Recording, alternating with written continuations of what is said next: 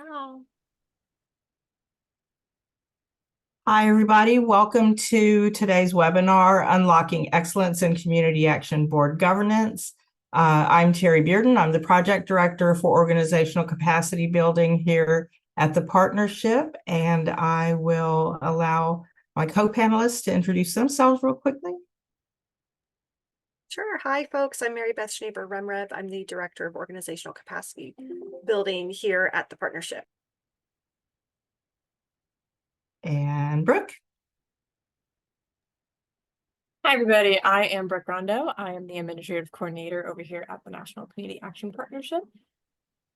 Thank you. And again, thank you for joining us. Mary Beth mentioned before some of you were on that today kicks off Community Action Month. So happy Community Action Month to you all. She also mentioned that today is Baby Day. So if you have any of your baby pictures handy, we would love to see them. So just pop them in the chat. All right, let's get started. As always, we like to ground ourselves in the promise of community action. It undergirds all of the work that we do, and it really helps us to set the groundwork for our work together today. So the promise of community action is community action changes people's lives, embodies the spirit of hope, improves communities, and makes America a better place to live. We care about the entire community, and we are dedicated to helping people help themselves and each other.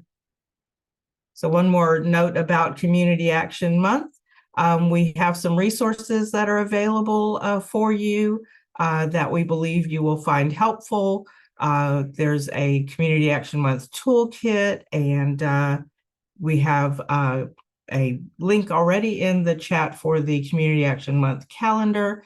And we also have a toolkit to help you with your celebration of 60 years of community action. So we encourage you to take a look at those resources, use what's helpful, leave the rest. But we're getting a lot of good feedback in terms of just how beneficial these resources are. And so we're happy to make those available to the network.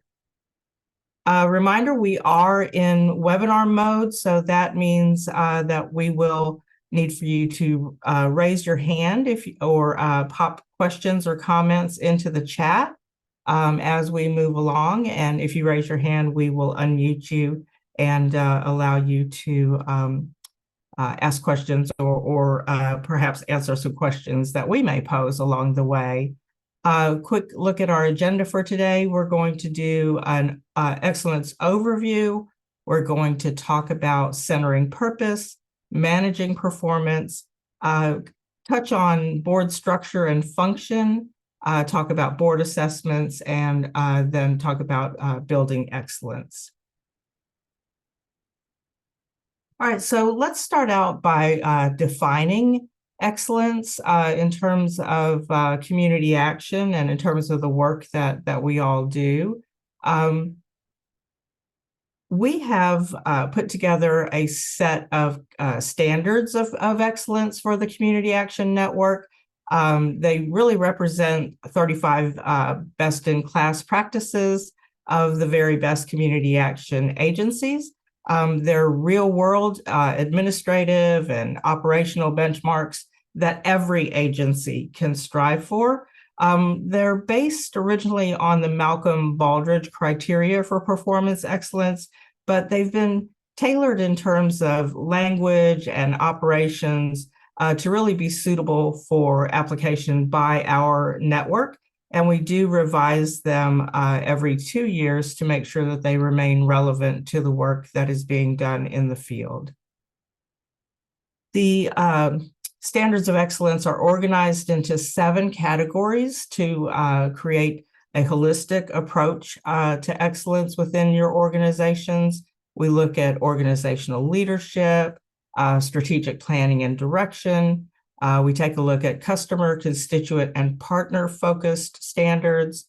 Of course, measurement analysis and performance management.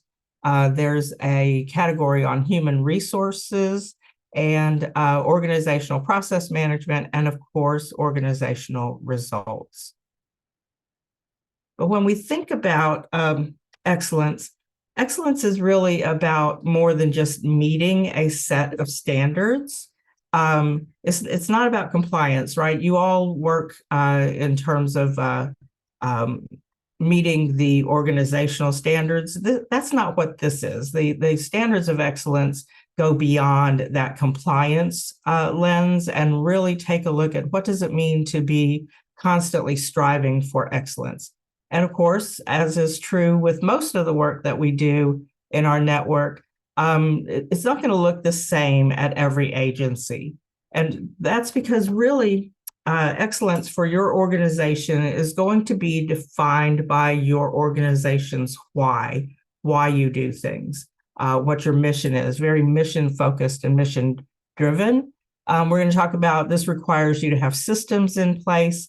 And it's really about building a mindset and a culture of continuous improvement in service to your agency's mission. So really, we talk about it in terms of following the Plan, Do, Study, Act system that you see on your screen here. And it's about how we continuously evaluate our processes, our policies, and the way that we interact with our customers and our communities to make sure that we are constantly striving for improvement and working towards excellence.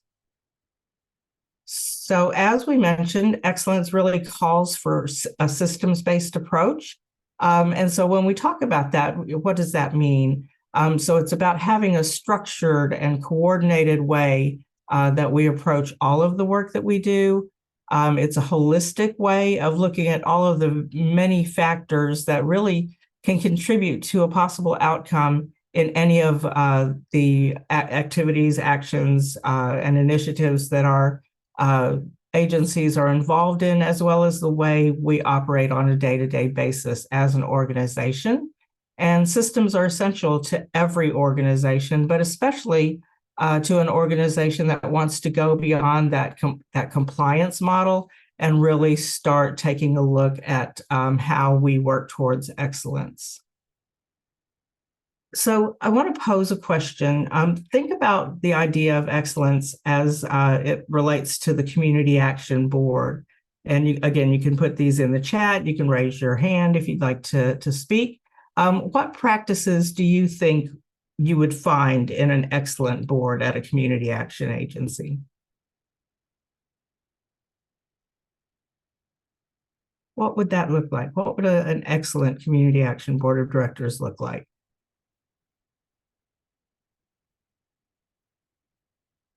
Fully engaged, Patty says. Engaged, Maria.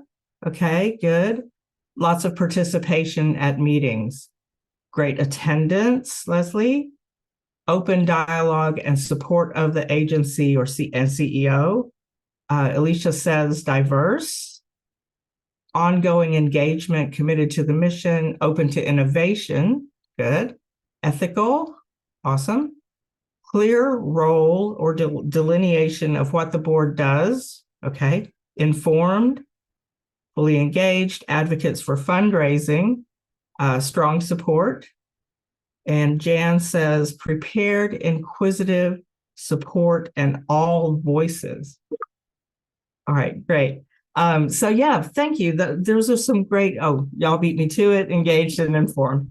Trained on their roles and duties regularly. That's very key as well, Barbara. Yes, thank you. Anyone else? So yeah, I think that you guys are right on the money in many ways. And so let's really take a deeper dive and talk about some of the very ideas that you guys have brought forth. And I am going to, I believe, no, not yet. All right, so one of the things that we want to make sure that we talk about is that we want our boards to understand their purpose. And so every organization really knows their what, right? The what are like the products that they sell or the services that they provide. So everybody really understands the what.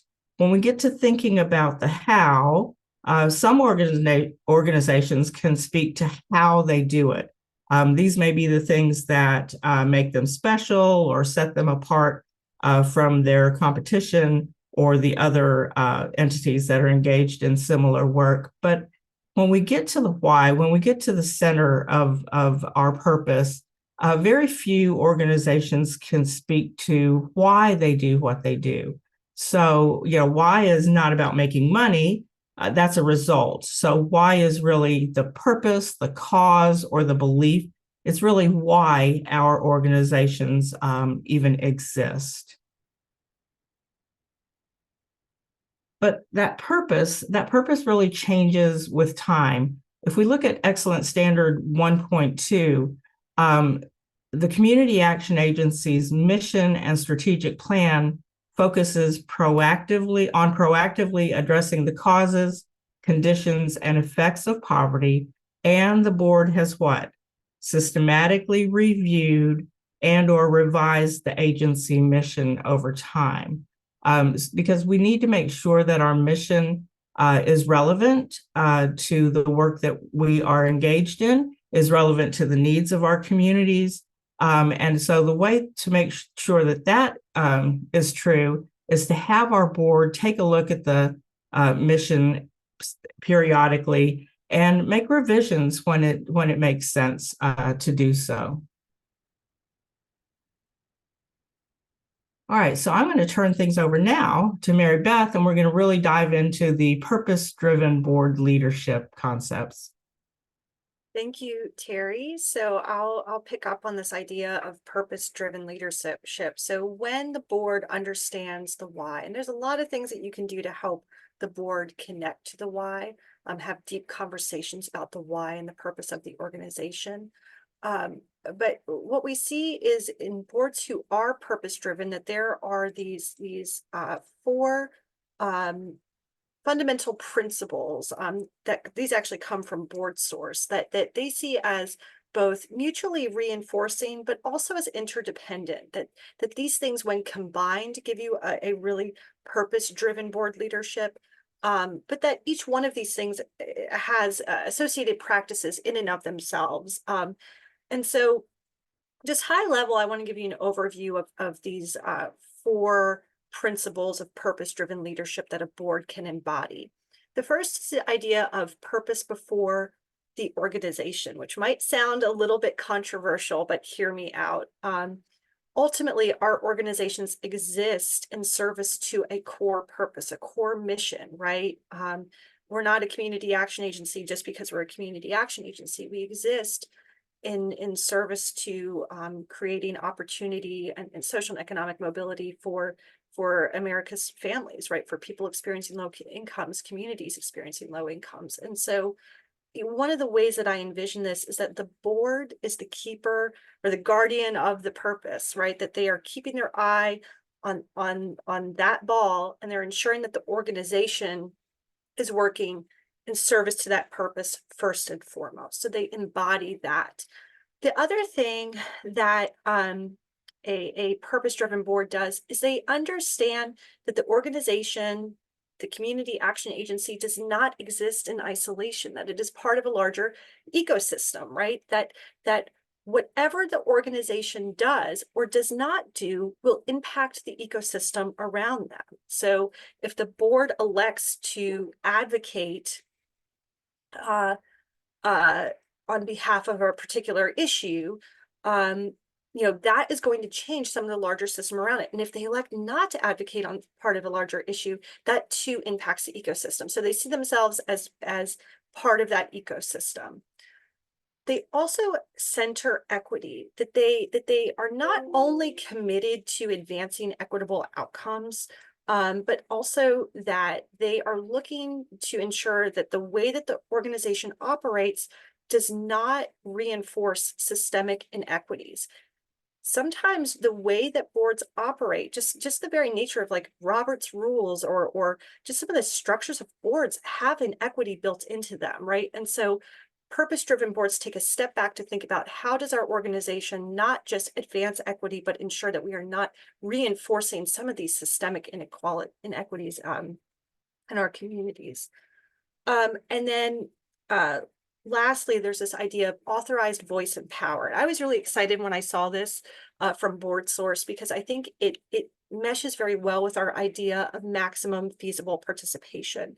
And the idea is that the board and the organization have tremendous power, and that power is best leveraged and used when it is guided by the voice of people who are most impacted by the issues, right? Or in our case, the people and communities that we're serving, that the actions that we take should be informed by people with lived experience and by our communities. So I think we put a link in the chat for you about purpose-driven board leadership. So you can read this article. I highly recommend it. It's a great read. And we're going to pull out a few of these concepts as we go today as well. So on the next slide, the idea here then is that boards understand their purpose, and then they move the agency, they set the strategic direction based on that purpose and mission. So when you understand your why, your core purpose for existing, then the vision and impact of the agency are set to say, where is it that we are going, right? What would it look like if we were successful in achieving our purpose? And then that the values and philosophy explain that how. This looks an awful lot like that golden circle, doesn't it? Right? That how we approach the work. Are we, a whole family approach type of organization? Are we an organization who is going to deal much more on a larger systematic level? What's our guiding values and philosophy that's going to guide us towards that purpose? And then the mission and the strategy, the what we do, how we're going to go about achieving that why and that purpose. And on the next slide is this idea that the strategy that the board deploys should really be based on customer and community voice. And so one of the standards within the Standards of Excellence is a standard 1.4 that calls on the board to formally adopt and designate external advisory groups, task forces, and community structures that will then advise the board and augment the voice of community members with low incomes and other diverse populations in your community. And the idea is that it will serve to better enhance communication and inform the board about the constituent issues and needs. A really important concept here is that the body is outside of the board, because this gets into power sharing and the idea of, that the only power should not come from within the board. We know that our boards are not going to have every voice of every community member at any given moment. And so we need to have these external bodies that are separate from us, that we do not direct, but that advise us on the best way to move forward with particular issues. Another thing I think about when we come to this standard is the idea that those external bodies as well are in service to their own purpose. And I think that that's one of the reasons why it's so important that they are external from our board, right? That they are experts and driven by that particular purpose that then will guide and advise the agency on particular actions that they need to take to make sure that we are centering the needs of various populations within our communities. So what does this look like? Sometimes we've seen where community action agencies are designating, a certain advisory group. Maybe it's, there's a Latinx advisory group, or perhaps there's a particular population in your community that is underserved, a particular community level group or something of that sort, who then can advise the board. And we've seen where this is very powerful. It helps then to inform the board's actions and ensure that those voices are centered in the direction that the board takes. So on the next slide, I loved this framing from that article on the 4 principles of purpose-driven leadership, that, a traditional board would ask, how do we think is best? What do we think is best in relation to this given issue?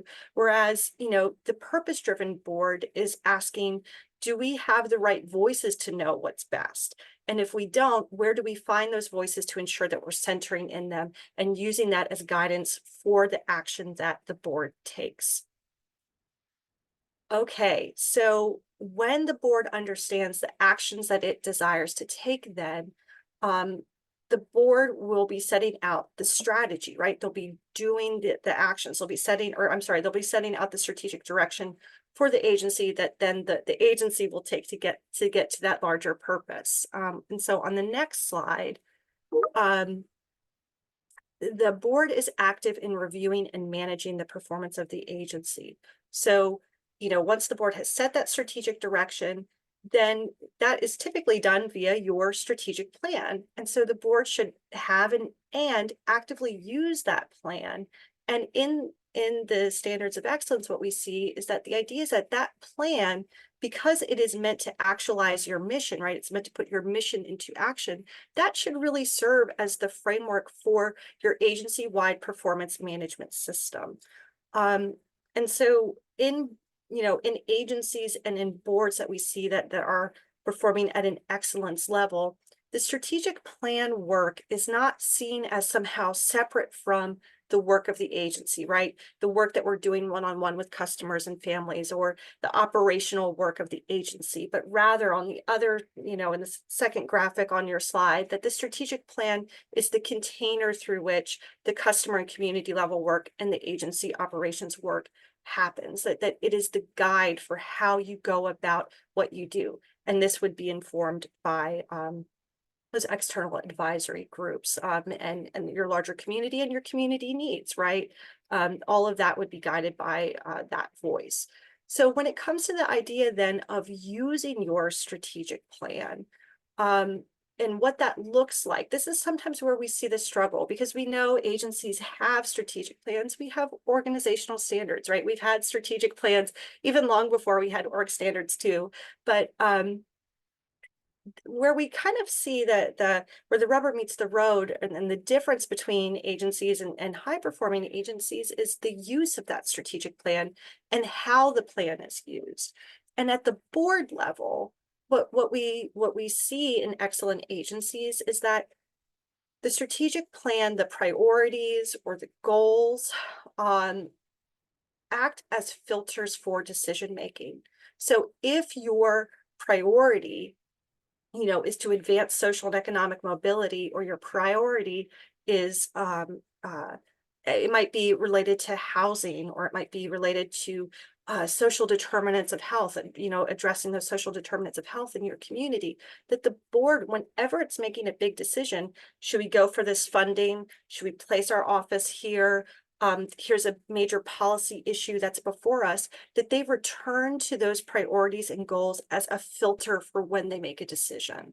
And that would be evidenced in the way that the board talks about the issues. It would be evidenced perhaps in board meeting minutes and other documentation, but really we would look to see that the board is starting there. Also then, a practice that staff could use too is to frame board reports around the strategic plan. I see this so often where agencies put a ton of work into figuring out what's the strategic direction of this organization.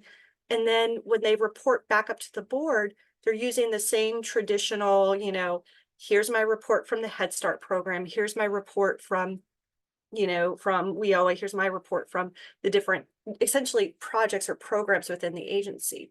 But when you frame the board reports within the context of the strategic plan, that enables you to really see the connection between, here's where we're trying to go, and here's the actions that we're taking, the specific programs that might be driving us towards those overall goals.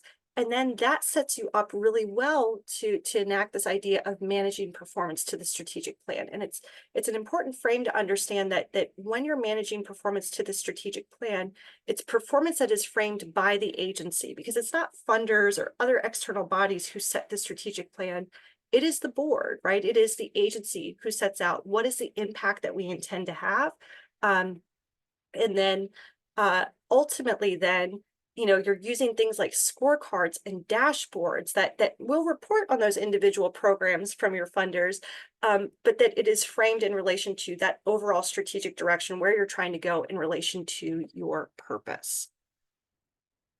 Okay, I see a really nice question in the chat before we move ahead here. And please, guys, throw questions in the chat. You can throw chat in the chat too. I'd be happy to chat with you. but you can put questions in the chat. You can also raise your hand, and we're happy to allow you to speak as well. So I see a question. Appreciate the guidance of having external advisory groups. Where does staff fit in the process of developing the mission and the strategic plan? That's a really good question, Kathleen. And we see different approaches in this way, in this area. I think what you know, one of the chief functions of the board is to set the purpose of the organization, set the mission of the organization, and set the strategic plan or the strategic direction of the organization. All of that said, board members do not live in this work day to day, right? That's just the reality. They are busy people. They have other jobs, they have other responsibilities. And so they absolutely need the input and the guidance of staff. One of the frames that we use when we talk about strategic planning in particular, and also it would go to say for mission and purpose, is that it is board led and staff informed.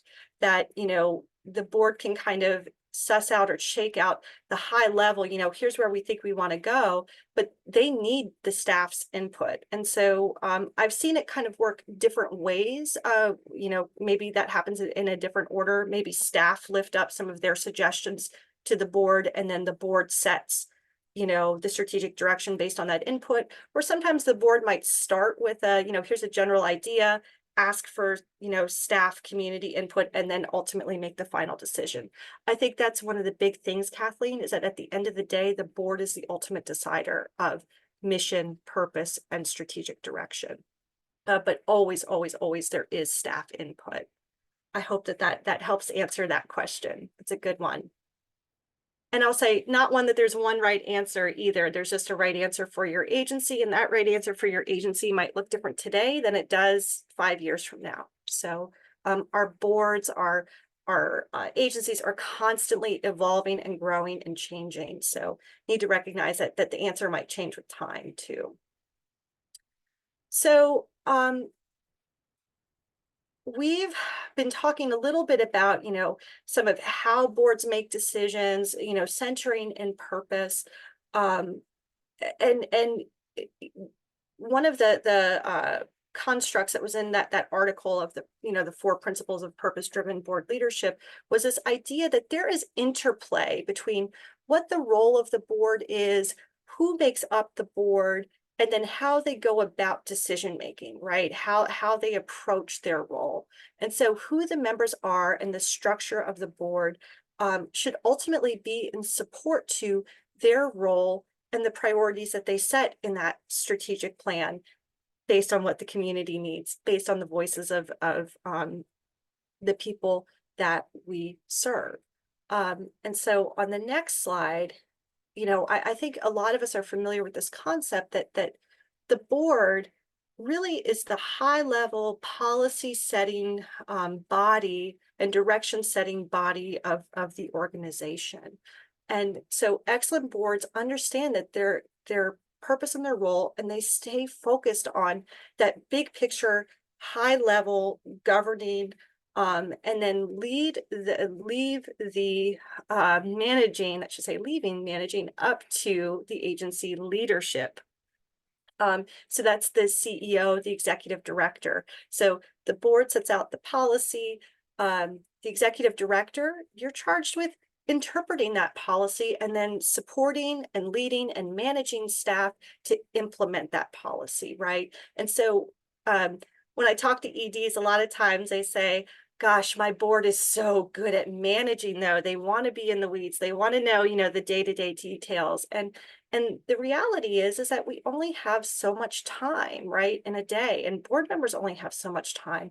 And really, they need to be staying up in that high level direction setting, policy setting, guidance, so that then the executive director can set that, you know, give that or interpret that policy to then guide the staff to implement the policy.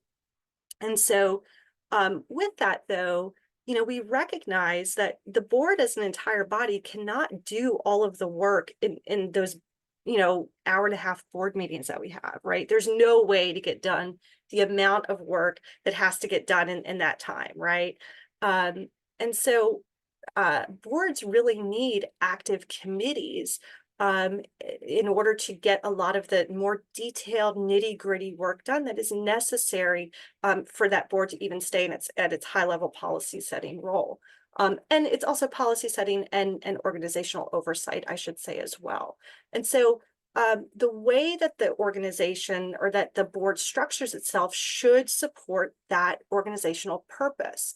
And so within standard 1.3, we see this idea that the board needs to have a formal and effective committee structure that does address some of those key things that we know, right? You have to have an executive body, you have to have, you have to give care to the financial side of the house, but also performance management, right? And that then the board utilizes its committee structures and bylaw to engage in all aspects of the agency's mission, where it's trying to go, and ultimately living into that idea of combating the causes and conditions of poverty and increasing social and economic mobility. And so there are lots of different committees that boards will have, but a good question to ask is, how does our committee structure reflect the priorities and the purpose of this agency? So what you might see in a board, an excellent board, is a number of different committees, and some of the committees might be things that are based on strategic focus areas, right? So again, perhaps in the strategic plan, they set out that, addressing the social determinants of health or being a leader in addressing the social determinants of health is a key focus area. Well, then you might have a special board committee who is really focused on that, right? You might have a special committee that is focused on broader advocacy work of the organization. And these committees may be a standing committee, or they may be ad hoc. They may be just kind of on a temporary basis or for the duration of a given strategic plan, whatever that may be. One of the other things that we do see in these excellent agencies is that all of these committees, regardless of if they are standing or ad hoc, have very clear written charges. They understand what their authority is. They understand what work they need to get done. They meet on a regular basis. They do meaningful work in between meetings, and that ultimately, though, all of that work does roll back up to the overall board, right? And the board approves the direction of the committees and the work that they're doing. But these committees are essential to getting the work of the organization done.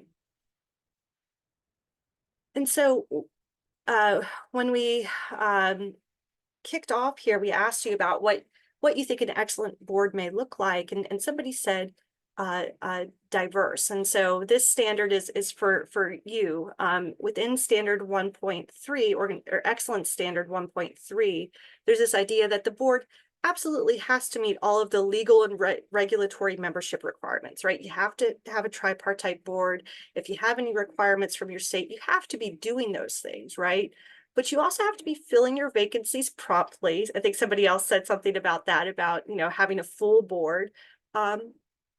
And that we have to utilize systems which ensure the engagement and empowerment of diverse persons and people with low incomes, so that the board is intentionally thinking about, what is the makeup of this board, and does this board look like our community, right? Does this board create intentional space for opportunity for leadership from community members, from voices that we may not hear from on a regular basis, right? And so there's a question framed here on the slide, and you could be thinking about this and maybe starting to get your thoughts into the chat here. But one of the questions that a board can ask is, what populations or groups live in our community, and how are they represented on our board, and how are their voices heard and considered in the actions and decisions of the board? In some cases, this is where the advisory group comes in, right? That you might not have an actual representative who sits on your board, but you have an advisory group who can advise the board on particular issues. But in other cases, you can be thinking intentionally about, do we have gaps, and should we be recruiting a voice to the board specifically for that, that represents that population? I wonder if anybody has any examples of where their board has intentionally engaged with a given population in their community to lift up that particular voice, where maybe a gap was noticed or maybe an emerging population that the board decided to work with. And folks can raise their hands, they can put it in the chat.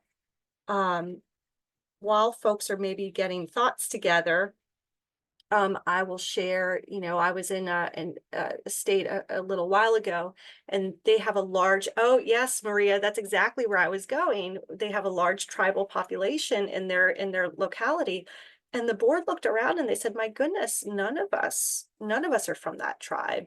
And they intentionally went out to the tribal organization and said, our board does not reflect this community, and we also notice we're not serving a large part of this community, and so how can we work together?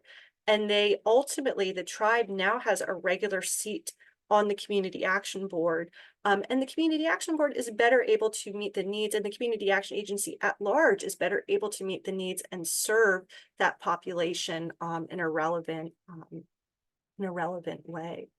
Maria, I'm glad you brought up tribal entities. That is definitely one that we, love to see that level of collaboration with, for sure.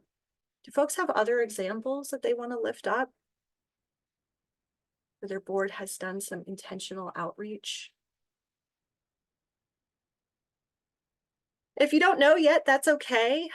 Sometimes when we get to this question, the board may not have considered this question in a little while, and it can be a hard thing to wrestle with. And a tool that we would recommend that you use to help you look at this in a systematic way is a board matrix, which is on the next slide. That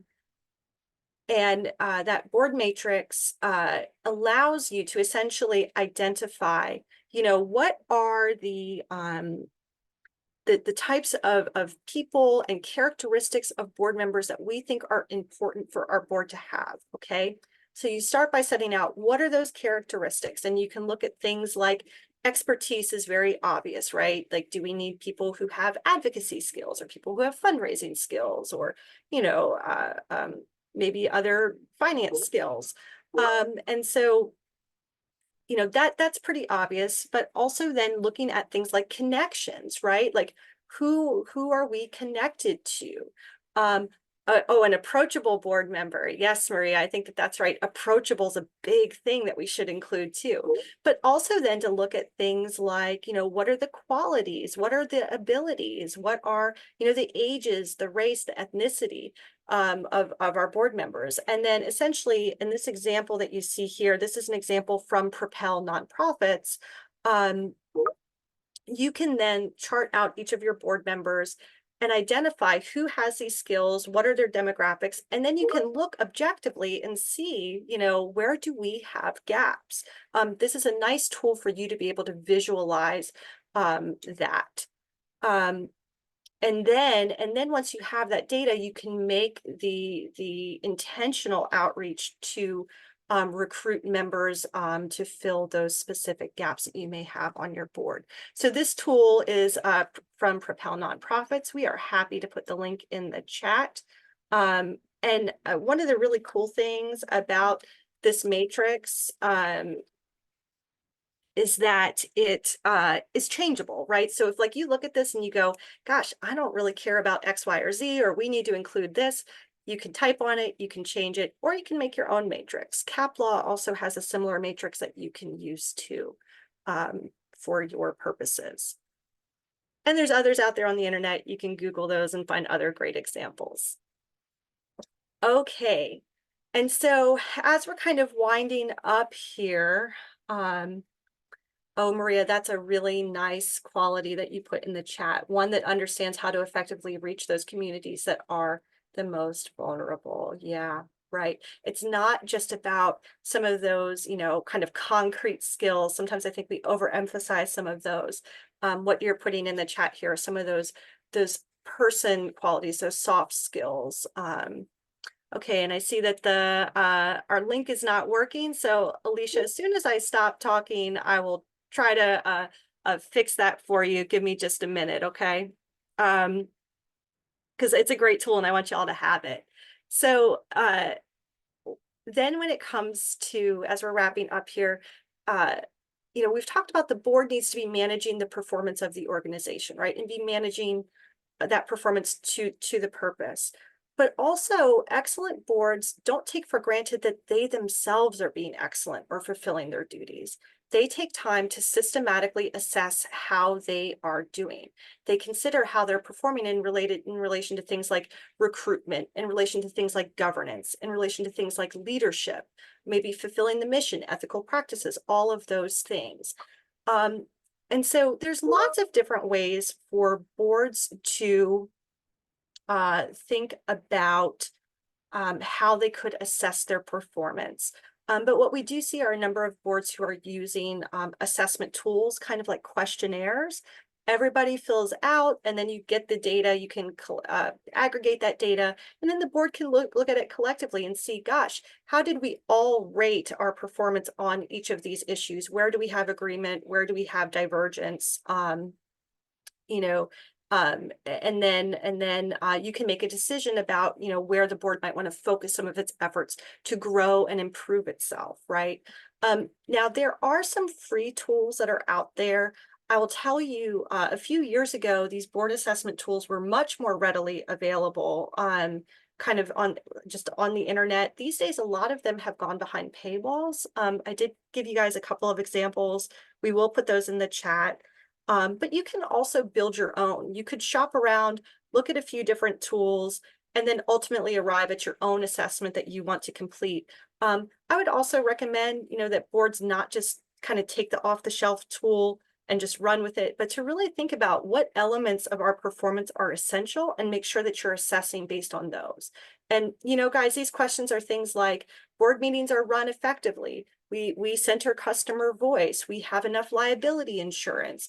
Board members are sufficiently trained, right? And you're asking for board members' perspectives on each of those areas. And then also a really key element of this, and this whole concept is within the standards of excellence, is that assessment should also include board member training needs, right? Because we recognize that board members need good support. They need relevant training in order to help them be the best board member that they can be and fulfill the overall purpose of being a board member. I see my colleagues have been working hard to get some chats, to get some links in the chat. So thank you so much, team members. And I think here at this point then, with this idea of assessing excellence, this is a really nice segue into how you build excellence, right? How do you build excellence in your agency? And Terry, I'm going to pass back to you to lead us through that conversation. Thank you, Mary Beth. Yes, we were doing some mad Googling there for a minute. So hopefully the links that Brooke has found will be able to guide you to the profile worksheets. Again, you need to click on the little button to the right that says download board profile worksheet. So that should take you where you need to go. So, but when we think about how do you build excellence, we propose that you use the standards of excellence as a framework for guiding your agency's actions.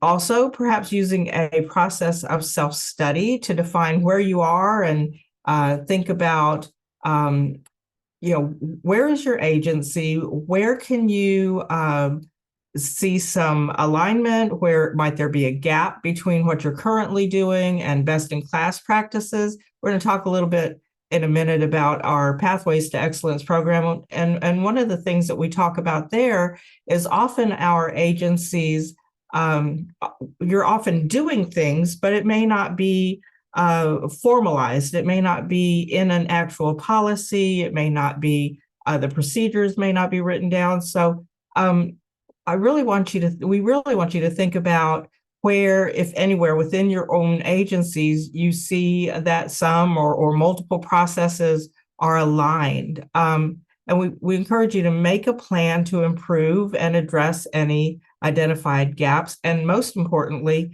track that progress, assess how you're doing. If you put a new procedure in place, determine how's that working? Are we getting the outcome? Are we seeing the change that we really were hoping to see as we made these changes.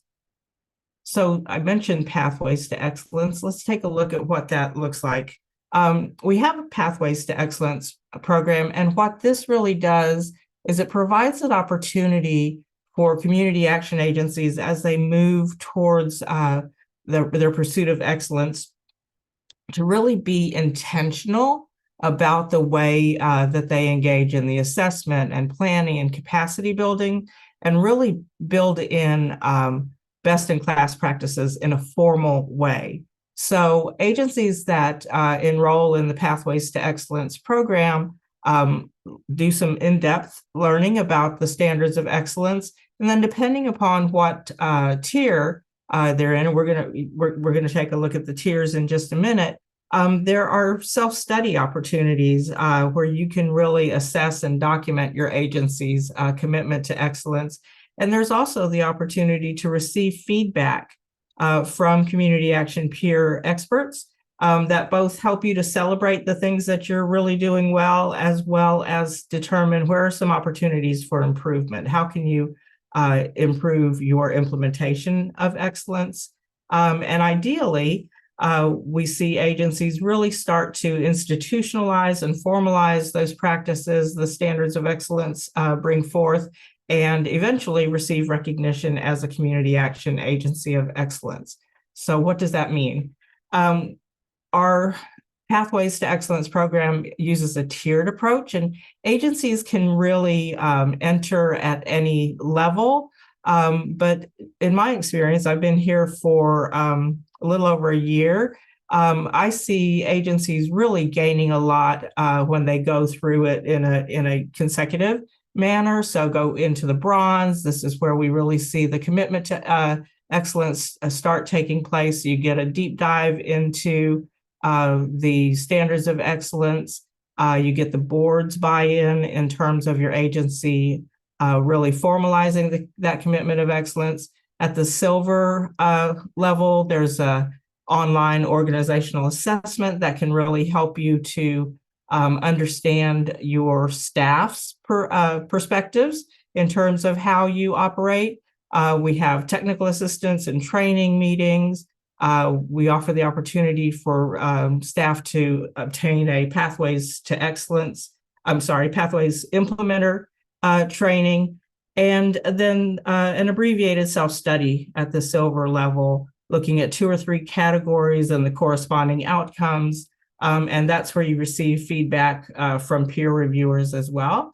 And then in the gold level, there is a complete self-study on all of the categories and the corresponding results. And you receive feedback report from the peer reviewers as well, and have a peer reviewer on staff. And then the ultimate is the platinum, which is the complete self-study is done. And there's actually a site visit and a scoring of the self-study by award reviewer. And so that is really the pinnacle of the Pathways to Excellence tiered approach. So how can you get started? You can learn more about the standards of excellence at our website, and we have the link here. Yes, we do love questions. And this is our 60th anniversary year.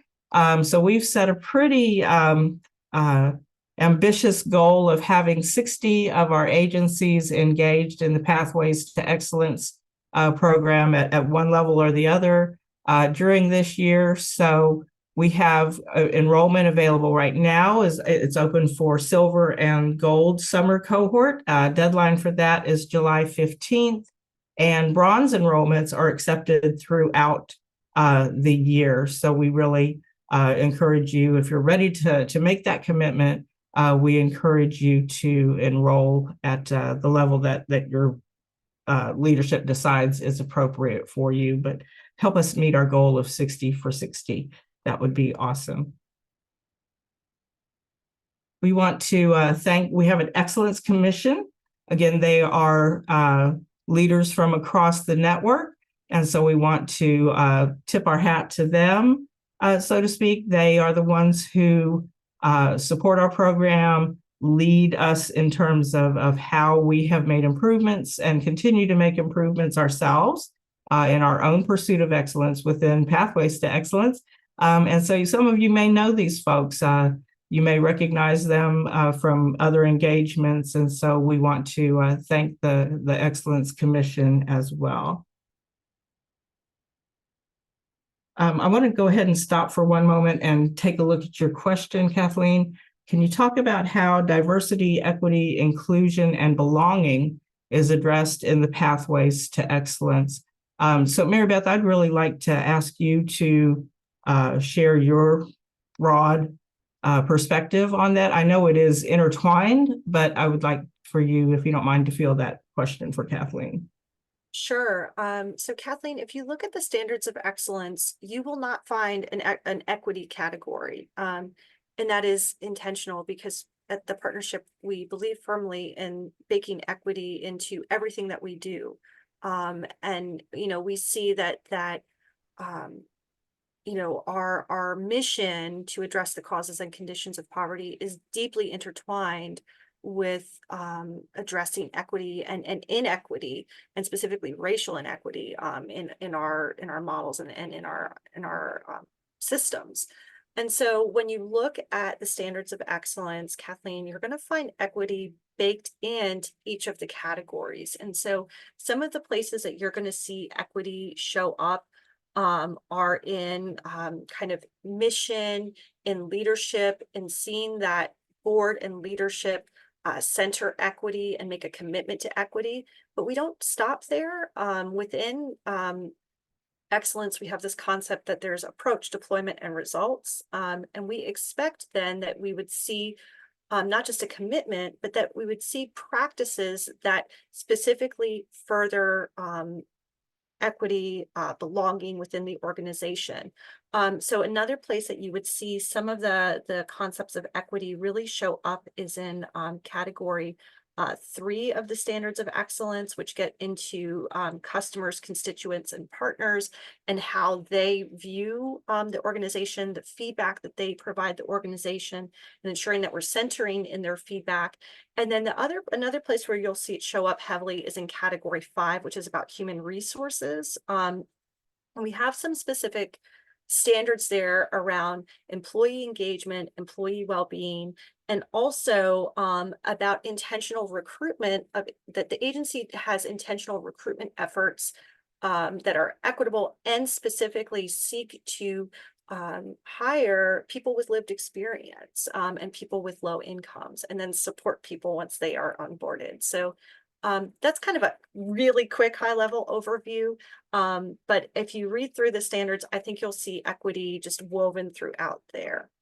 Terry, what would you add to my word salad? I mean, I think that was not word salad. That was exactly what I was hoping that you would be able to do in terms of going this category, that category, because I know it's woven throughout. But I think that another thing is that we have intentionality in terms of how the standards are composed, and we make sure that we are being equitable in our approach to Pathways to Excellence and in the actual standards themselves, that we are walking the walk. And we talk the talk, so we want to walk the walk as well.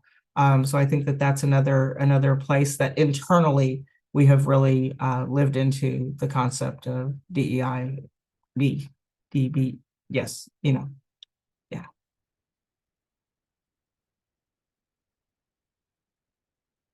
Well, thank you, Kathleen. I appreciate your input.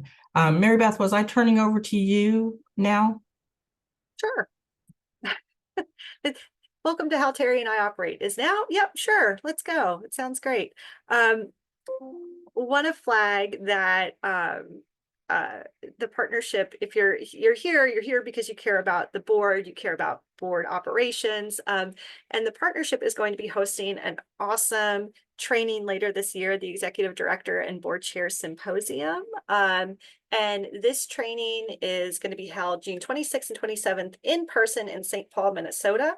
It is an opportunity for the Executive Director and their Board Chair to come get some time together to learn about best practices, to receive some coaching and some support to foster that awesome collaboration. We know that that collaboration is essential to a high performing agency.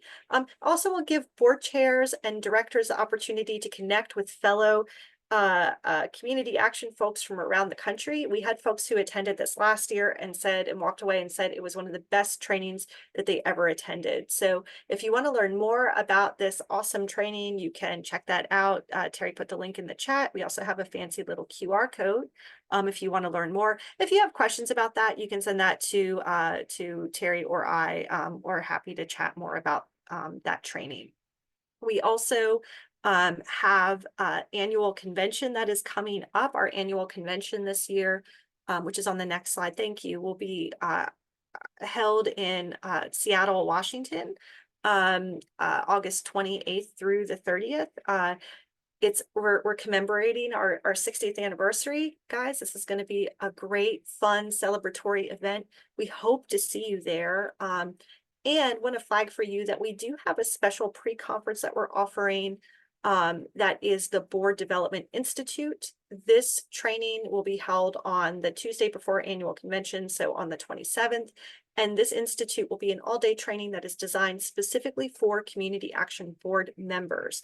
So often when board members come to training, there's not a lot that speaks directly to them or that is designed for them. This is designed with intention for board members. We're going to highlight fellow board members from around the country, engage in peer learning, center equity, think about best practices, and it's going to be a great day. So if you want to learn more about that, again, reach out to Terry or I. We're always happy to chat about the convention and all of the great events that we'll have. So with that, if folks have any questions, we do still have a couple of minutes. If folks have questions, you can raise your hand. You can come off of mute. We can unmute you if you raise your hand, or you can put questions in the chat. If you're feeling a little shy, like you don't want to ask a question here in this setting, you can always email Terry and I. We love questions and we love emails. So you can reach out to us anytime about this, or if you just want to talk about, you need a thought partner, you're looking for a resource to help you in your work at the local level. We're here. We'd love to hear from you. Well, thank you, Cheryl. Appreciate that. Give folks one more minute. Terry, anything you want to add as we're closing out here? We didn't include it in the slide, but I'm about to hit send on a very quick evaluation that we would like to ask folks to complete. So Brooke, I will pop that in now. So again, we'll follow up with that link to those of you who attended today as well. And give us your feedback. Let us know how we did, and let us know of any other topics that we can cover for you. We're here to help you and to provide support to you in the very, very important, valuable work that you do. With that, I think we'll say Happy Community Action Month, y'all. Take care. Oh, JC, I see you raised your hand. Question. Yes. Let's unmute. JC, you'll have to unmute on your end now, but you should be able to talk.